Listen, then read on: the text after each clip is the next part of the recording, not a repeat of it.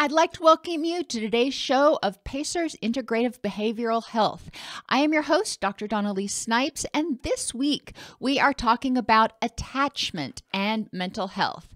Today is part one. We're going to talk about, what is attachment? Attachment is a characteristic of relationships. Lack of healthy attachment contributes to low self-esteem, high anxiety, and fears of abandonment. Now, we've talked a lot in other videos about attachment, but we really haven't done a lot to kind of define why it's important and exactly how to enhance attachment. And that's what we're focusing on this week. We're going to focus less on the problems caused when you don't have healthy attachment and focus more on what can you do to improve your attachment in your relationships at this point in time, and what can you do to help your children improve their attachment. The first attachment relationship is formed with a primary caregiver during infancy and serves to create a love map, which shapes children's understanding of their world and other people. So when an infant cries, its cries are met with a loving response. If when it's cold, the caregiver helps it get warm. If when it's hungry, the caregiver feeds it. If the caregiver is responsive to its needs and consistently there for it, then the infant begins to learn that, people are kind of trustworthy. Infants obviously don't have these words to use yet, but they start to feel a sense of safety and security. And that is the foundation of the initial attachment relationship. As children get older and they start to, walk, they start to toddle, they start to try to do different things, they need that secure foundation from which to launch, if you will. And they need to feel like they're safe to begin with. When we talk about trauma, when we talk about a lot of stuff we've talked about, the underpinnings of a lot of those things, or the consequences of a lot of those things, are a lack of safety and a lack of a sense of personal power to keep yourself safe. And attachment helps develop both of those things. In young children, their attachment relationship or relationships, it's not always just one caregiver. Sometimes caregivers split time 50-50. So I think to say that it has to be one caregiver and only one caregiver is not really looking at the whole picture. So it is important to recognize that you have your primary caregiver that may take care of Junior most of the time, but then there's maybe a secondary caregiver, whether that is a spouse or a grandparent or a friend, or even the daycare teacher, whoever is taking care of that child while the parent is at work, does take on something of a pseudo caregiver relationship. So there is an attachment relationship formed with that person because we want the child to feel safe. So what does attachment do? What do these attachment figures do for the child? They help the children meet basic needs and teach them that there are safe places in the world and that they're lovable and worthy of care. Remember, children are very egocentric. They may not understand all the nuances of why caregiver is in a bad mood or what have you. But when caregiver meets their needs, when caregiver helps them out and is responsive, that communicates to the child, you're worthy of my attention, you're worthy of love. So this primary attachment relationship really helps people start developing their self-esteem, their belief that they are worthy, that they are lovable. And it also helps them start learning how to identify their basic needs. When a child, I remember with my children, when they were young and something was wrong, once they were old enough to try to communicate a little bit more effectively what was wrong, I would ask them, are you hungry? Are you sleepy? Are you thirsty? I would encourage them to identify for me what it was that they needed. And when they were pre-verbal, we used sign language, which worked for our family. And then when they were verbal, obviously they would use their words. But it was important not to just meet every cry with a bottle or with putting the child to bed or something. Cries, even in infants, they have a minimum, most infants have a minimum of 5 different cries. When they're hungry, when they're cold, when they're wet, there are different tones in those cries. And it's important for caregivers to be able to identify those. And yes, we have to learn. You're going to learn with the child, once they are in this world, when the child makes this particular sound, what is it that they need? And then we meet that need. And when they get older, we help them start identifying what their needs are so they become more aware of what they need and they can meet it. If we just, give them a cookie every time that they start getting cranky, that is not teaching them to be mindful of their needs. And it's not teaching them to address their needs. It's teaching them to pacify themselves. So this attachment relationship is really important in teaching children how to physically self-regulate, in teaching them that they are lovable, in teaching them that if they ask for something, even if it's as an infant, if they cry and they need something, that those needs will be met. Attachment relationships also help children learn emotion identification, distress tolerance, and coping skills. We are not born with these things. And in that attachment relationship, when the baby or the child is upset, we may say, oh, you're very angry, or, you're sad that happened. We help them start identifying basic feelings so they can develop that emotional vocabulary. We also start helping them figure out, how do I deal with this? When I am feeling angry, what can I do? So the parent may have to provide suggestions to the child, or the caregiver may have to provide suggestions to the child when they're angry. Why don't you try doing this?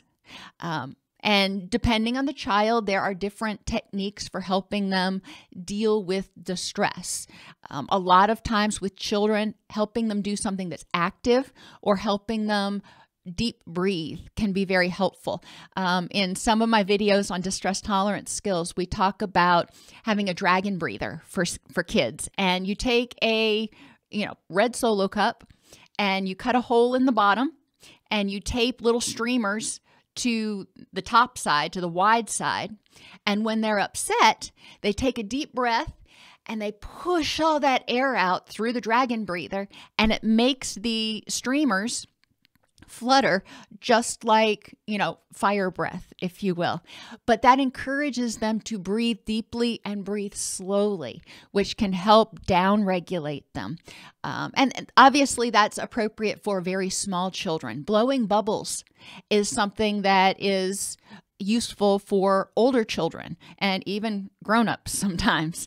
But helping them learn ways that they can re-regulate when they start feeling emotionally overwhelmed. What can they do to get a hold of those emotions? And you can watch caregivers on the playground. You can watch, preschool teachers working with children, and there are a lot of different techniques. And we're going to talk about each one of those things a little bit each day. So, we will talk about some techniques as we go through. But today we're really focusing on, why do we care? What is attachment and why do we care? The final thing that attachment does is it creates a secure base from which children can explore and then return to receive encouragement or comfort. And if you look at Erik Erikson's stages of development, there is trust versus mistrust is the first. And then there's initiative versus guilt.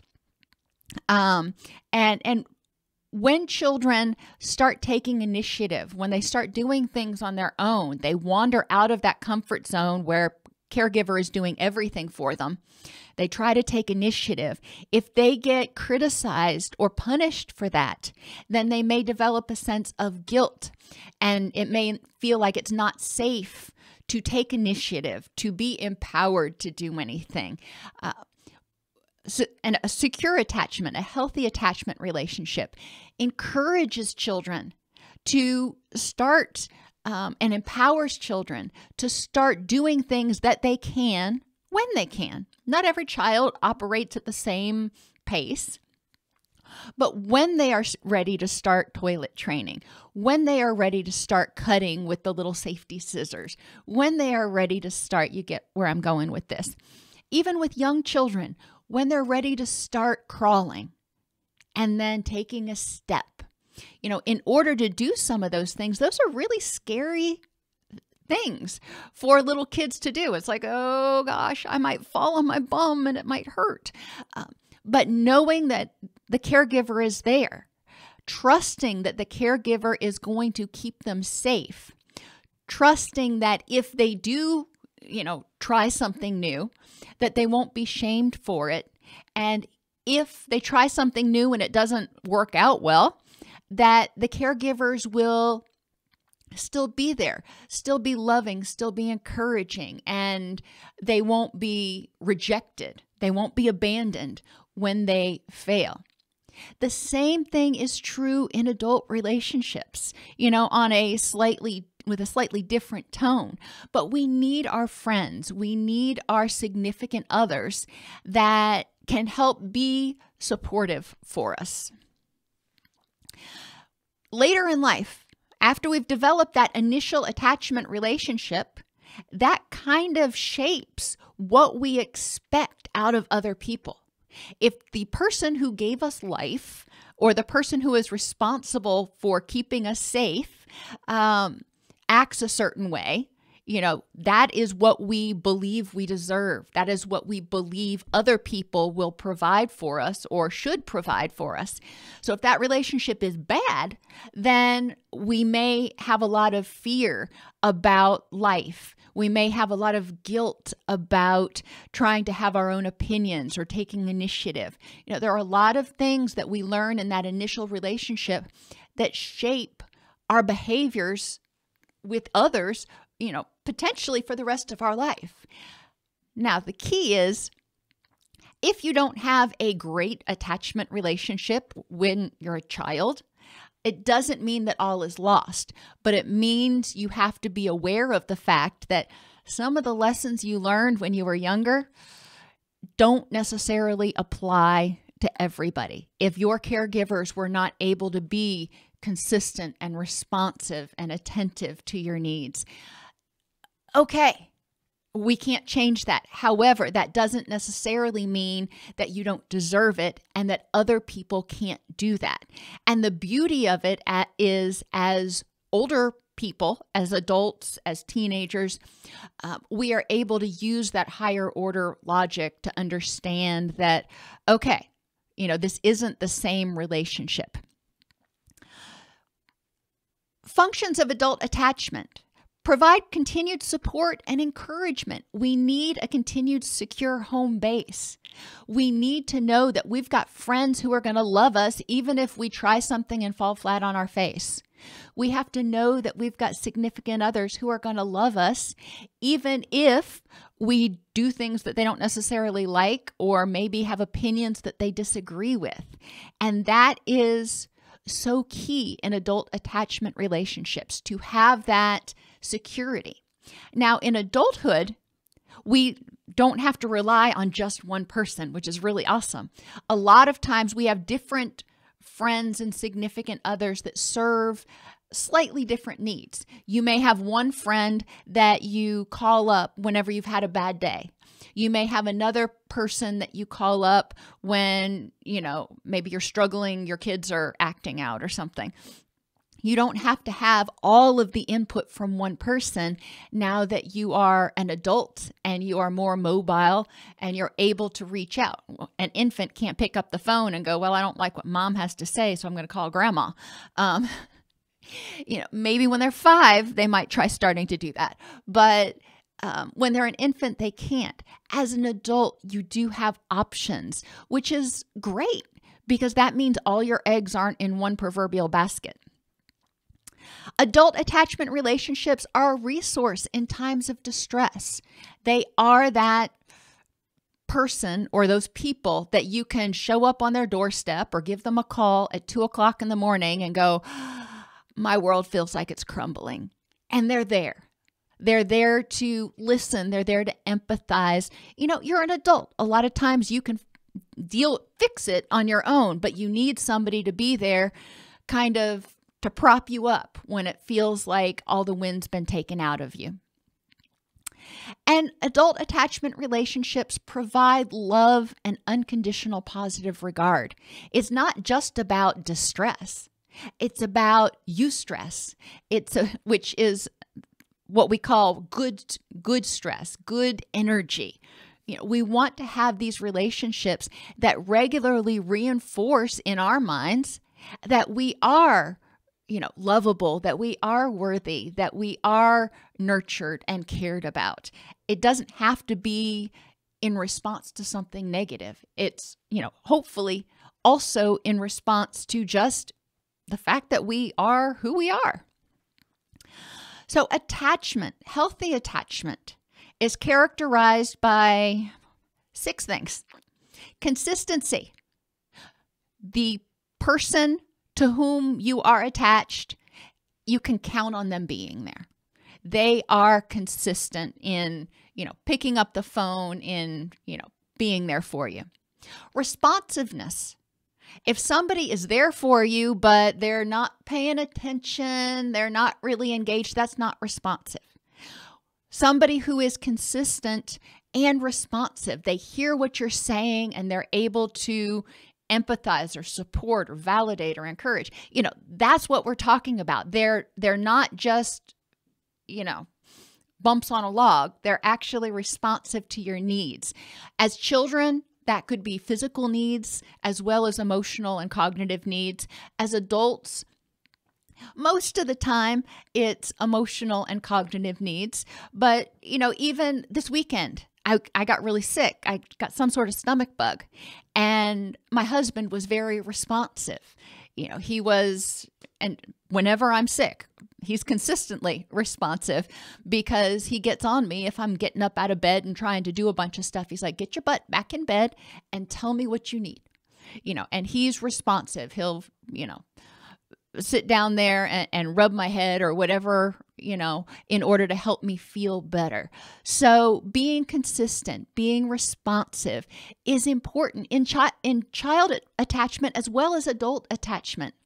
And think about the people in your life. Who do you have in your life right now that is consistently there for you? That is responsive. When you're having a good day, they celebrate with you. When you're having a bad day, they commiserate with you. Attention is what we were talking about just a minute ago. We can be consistent. We can be responsive when there's, good or bad things, but we also need to proactively provide attention. Think about the child whose caregivers are only reactive. They pretty much ignore the child unless the child demands something. What does that communicate to the child versus a caregiver who regularly comes and sits down and says, hey, Johnny, what are you doing? Why don't you tell me about what you're building? Or what did you do in school today? They proactively give them attention. How does it make you feel as an adult when one of your friends just out of the blue texts you and asks you, how's your day going? Or calls you up and says, hey, let's go to dinner. Not because I need something, but just because I want to spend time with you. Attention is so important. It reinforces our self-esteem. It reinforces our belief that we are lovable. Validation is another characteristic of attachment. It doesn't mean that the people in our lives agree with us necessarily. Your child may be really angry because they have to go to bed and they don't want to go to bed. And as the caregiver, you're like, oh, it's time for you to go to bed. I disagree with the fact that you don't need to go to bed right now. However, we can validate their frustration. We can acknowledge how they feel because it's how they feel. It's not wrong. It's how they feel. We don't have to agree with it. It's important to validate that their feelings are, accurate at how they feel, and not try to take those away or tell them that they're wrong.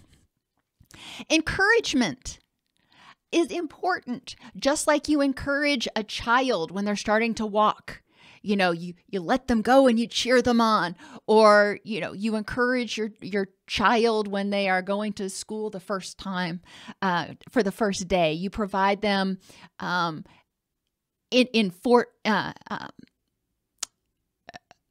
information, and you provide them encouragement about what they're getting ready to do. That's always important. And even if they go and they have a bad day and they come home, we're still there to welcome them with open arms, to be consistent, to respond to the fact, lovingly respond to them when they had a bad day, validate how they're feeling, encourage them to, okay, how can you get through this? What is the next thing that you need to do in order to cope with it? So we're encouraging them to keep putting one foot in front of the other. And then support goes along with encouragement. We're not doing it for them, but we're there to be their cheerleader. And again, I can't emphasize enough how this is important in adult as well as child relationships. If you didn't have this as a child, a lot of us didn't. Okay, that sucks. And there may be a bunch of grieving and some anger to deal with because of that. But it doesn't mean that you are completely unable to form attachments in the future. What's important to start out with is to start identifying in your mind. And we're going to talk about each one of these characteristics: consistency, responsiveness, attention, validation, encouragement, and support over the next 4 days. But think about in your mind, what would this look like in a healthy relationship for me? What would it look like if someone were consistent? What do I wish would happen? Who in my life right now is consistent?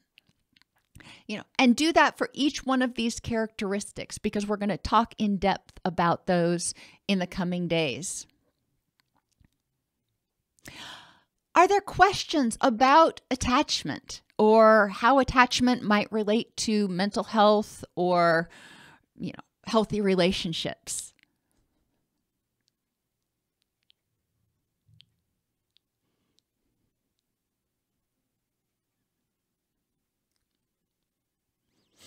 Remember that self-esteem is how we feel about ourselves. It is our relationship with ourselves. When we feel like we deserve love, when we believe that we are deserving of love, then we are able to ideally give ourselves love. We're able to treat ourselves as we want others to treat us. And that is sort of the example of what self-esteem is. If we treat ourselves badly, that often means we have low self-esteem because we believe we don't deserve any better. If we treat ourselves well, then it shows that we hopefully believe that we deserve love and compassion and all those other fun things.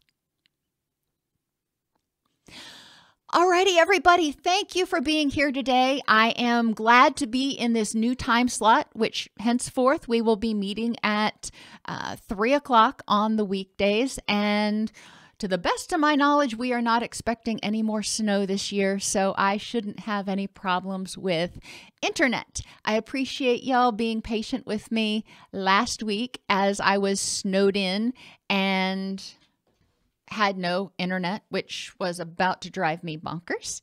And I look forward to seeing you tomorrow.